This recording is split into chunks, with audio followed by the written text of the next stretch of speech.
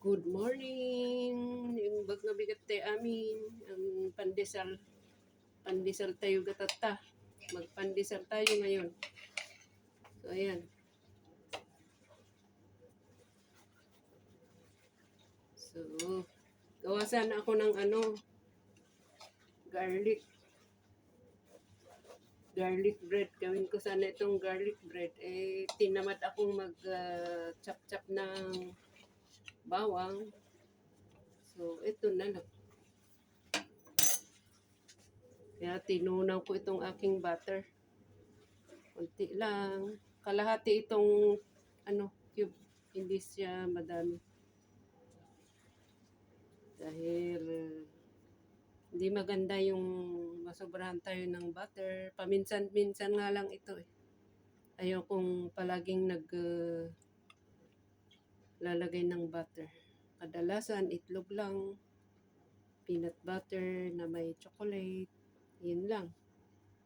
Sarap sana ito gawing garlic bread.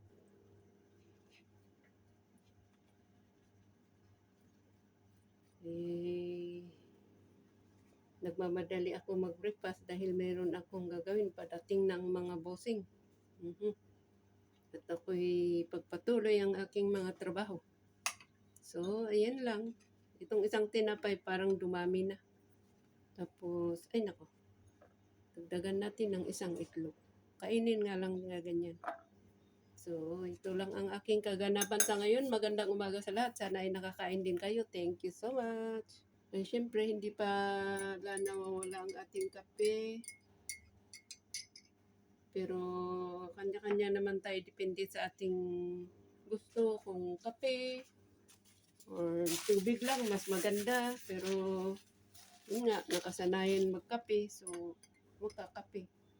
Maganda sana kung tubig-tubig lang tayo.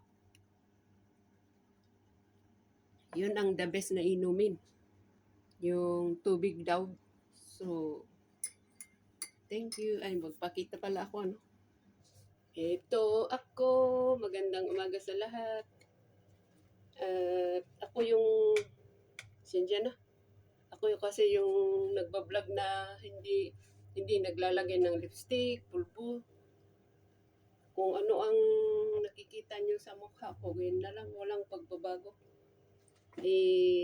Ewan ko, wala akong oras na maggawa-gawa ng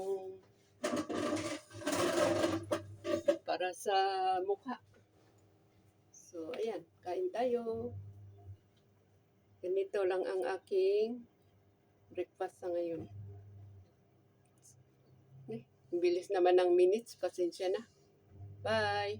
Thank you so much pala sa inyong lahat na